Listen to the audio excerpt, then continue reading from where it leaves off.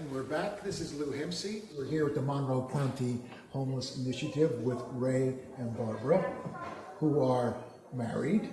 And a little birdie has told me that you guys have a great love story. And as a lover of love, I want to hear it. How did you guys meet? If you would, just tell us. Go. I like it. You go, should I go? Ray, why don't you start? Barbara, you correct me. That's the way it should be. Both of us were actually homeless. Both of us were living in the parking lot of Walmart, a local store that's open 24 hours. Right. We saw one another at meals. We got to be friends going to community meals together, and we started spending more and more time together, and we realized that we liked each other, and we more or less started to date one another. Barb, what do you have to say? Fill us in, fill in the gaps. No, we were, he says we were meant to be, and this whole helping the other homeless and everything was kind of, we were meant to be. I mean, why either one of us came to Walmart parking lot? He had a life, a good job, he had a family, he had kids. I had a business, and just bad things occurred, and we ended up very quickly at Walmart parking lot. And so we were meant to be together and meant to help the homeless, and that's how we look at it. This is really fantastic. So there you are in Walmart parking lot. You see each other, obviously there's an attraction. Next thing you know, hearts are pounding. And how do we get from the Walmart parking lot, where you two have affection for each other, and now, as I understand, you're part of the core group of the founders, the original founders of this. So we're in Walmart, you're an item. How do we get to here? And you guys being the core, part of the core foundation. We were at a meal one night at East Stroudsburg United Methodist Church, and we had helped at the kitchen. Right. We had helped serve the meal, we helped cook the meal, we do different things at the church. And Faith approached us because she was looking to break into the homeless community. She wanted an inlet into the community, because one thing about being homeless, people are very protective. We're like a very close-knit family, and if we don't know you, we're not going to talk to you, because one of the best ways to succeed being homeless is to be low profile. Nobody knows that you're homeless. You dress like everybody else. You keep yourself clean. You blend in with everybody else. So in order for her to gain access to the community, she came to us and she asked us if we would help her with the count, and we did. But both of us had been helping I had helped the people under the bridge for a couple years before I ever became homeless, and that both of us were helping the homeless, and even as being homeless, we were helping other homeless. And the majority of the homeless help other homeless because they want someone else to get out. If they can't make it out, because 60% of the homeless are on disability, and as Faith even said, once, if you have $700 as a disability check, and they want, $3,500 to $4,000 as a down payment to get into rent, right, you're not going to make it out of the hole. Yeah, they don't work at all. And so if they can pull together, and if there's any way that someone could get into a place, or someone could get out of the area or something, that people try to pull together to help one another. And anyway, I was helping other people, and then we were helping people, and so it's been a whole chain of trying to help people get out, and that's really the whole passion of the people that are here, is helping other people get a better place that are just decent people who have had a bad experience. Two quick questions regarding that. About how long were you both out on the street before you got into a shelter or got to this place or whatever? Actually, I was or a car, living in the car, whatever. Well, I was in my car for about a year and a half. And what you were? About the same. I was in my truck. And it just, there's a lot of people that are managers of businesses, nurses, different people that have professions that you would be very surprised to know that they're homeless. You're taking me to my next question, which is, I've come to understand incorrectly, I've been educated, the incorrect impression that I had is that most homeless people are criminals, drug addicts, or are mentally ill. And I find from this shelter and some other shelters, while there is a percentage that might apply to, that the majority of homeless are anything but. And can you maybe just say a few sentences addressing that? Am I correct? Oh, yeah. The majority of people are very nice people. They're the people who are the ones that have been conned. They're the ones who have been abused. They're the softer people who have, softer's not a good word, is it?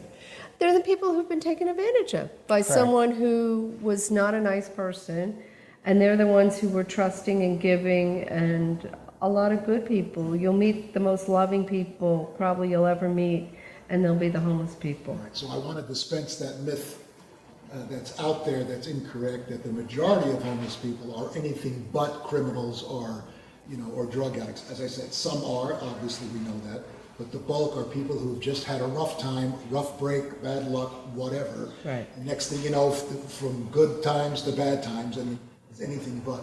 Well, it's like I try to tell people, I was a career firefighter. That was my job. You look like a firefighter. And I went from having a career to blowing my back out, having 7 back surgeries in a 3-year period, got involved in a bad relationship, and woke up one morning and decided that I didn't want to be there anymore, and became homeless. And it was that quick. It was one day I was doing my thing, the next day I couldn't put up with it, and I looked back and I said, why would I end up in Walmart's parking lot? And the funny thing was, when Barb and I were talking, I used to say to Barb, I said, God has a reason for putting us here. Oh, for sure. This story, the love story, is great, and the fact that you're both very, very giving people, you can easily see that. I'm going to switch to, I asked Faith what she thought some of the greatest needs for this particular shelter are. I'm going to ask you guys as well, and you may overlap. What do you feel that the community, in what ways could they help the best? I know that's a large question, and then go from a lot of donations to little things, but what do you guys feel you need, or what's the next, to move you to the next level?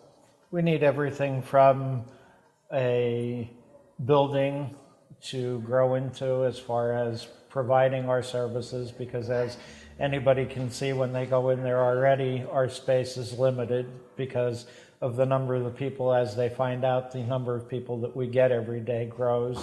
I'm sure the growth rate that we've experienced in the last 6 or 7 months, that in a year from now, there's not going to be any way that we're going to fit in this space, as much as we'd like to say that we would. This is a good thing. It's a bad thing, but it's a good thing. We need donations of, as Barb said earlier, tents, sleeping bags, things to keep people safe in the winter time, warm clothing. Now, how are you seeing many mothers with children, or is it mainly adults without children right now? Lately, at the community meals that we go to, there's more and more kids showing up with their parents for meals, But it's both parents. Right. And so obviously you need those things as well, from infants to children to adult clothes. And a lot of elderly people. There's a lot of homeless people who are over the age of 60. And up until there's 93. Right. And so you're addressing that as well here, which is great. Yeah. Correct. Is there, in finishing up, anything you'd like to say on any topic, Ray, and then you, Barb, and then we should be done? Ray? All that I ever say to everybody about the whole situation, and I say it from experience because of what happened to me, all that it can take is a couple of bad circumstances. Most people today, with the economy and job situation, the way that they live, they end up living paycheck to paycheck.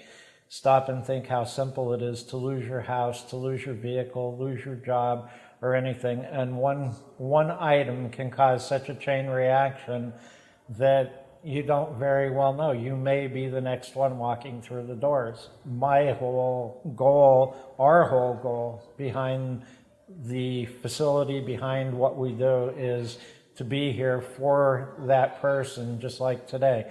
We had somebody walk through the doors that needed help, and I don't want to ever turn anybody away because I don't want to find out that the person ended up under the bridge or someplace else and they found him dead the next morning. And I believe that was Larry, if I'm not mistaken. We interviewed him earlier. Barb, what about you? Anything you want to just finish with?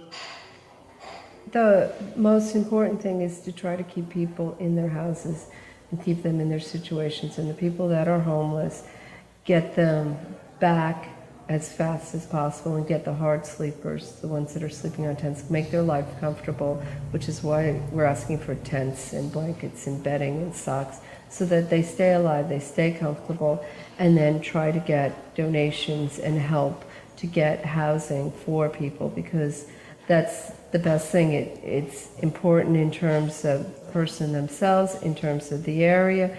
There's less, they're not sick all the time. They don't have the health problems. There's so many problems that can be solved just by getting people into housing and allowing them to have the opportunity. Because once someone falls to homeless, it's not like you move from a house to an apartment to a house again. It's like you move from having a place to live to being homeless. And once you become homeless, to get back up to a place to live is The climb back is difficult. very, very hard.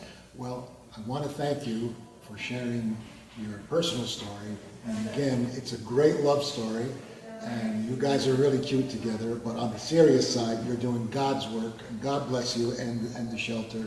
And thanks for the time, and we'll get this cut up, and hopefully more people will be aware of your organization and give from their hearts, whether it's a can of food to dollars for shelter. So I want to thank you again, and thanks a bunch.